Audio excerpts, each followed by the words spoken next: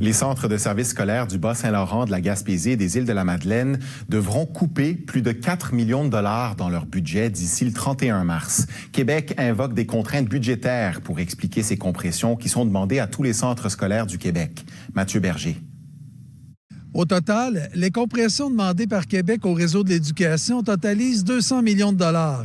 Au Bas-Saint-Laurent, en Gaspésie et aux Îles-de-la-Madeleine, c'est un effort de plus de 4 millions de dollars qui est exigé au centre de services scolaires d'ici le 31 mars 2025. Le centre de services scolaires des Phares devrait par exemple trouver des économies d'1 million de dollars, alors que les centres scolaires René Lévesque et des Monts-et-Marais devront réduire leur budget respectif d'un peu plus d'1 demi-million de dollars. Et le ministre de l'Éducation, Bernard Drainville, impose une condition.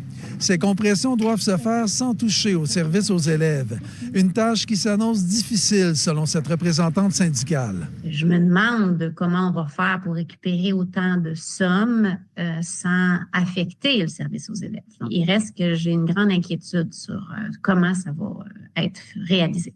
Le député Pascal Bérubé déplore ces nouvelles compressions imposées par un gouvernement qu'il qualifie d'électoraliste. Ce gouvernement-là a tellement dépensé pour se faire réélire que là, la facture, on la paye collectivement, mais le seul bénéficiaire, c'est lui, pour avoir été réélu.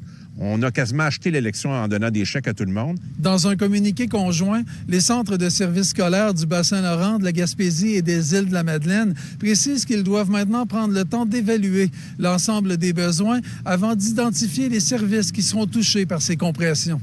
Ici Mathieu Berger, Radio-Canada, Rimouski.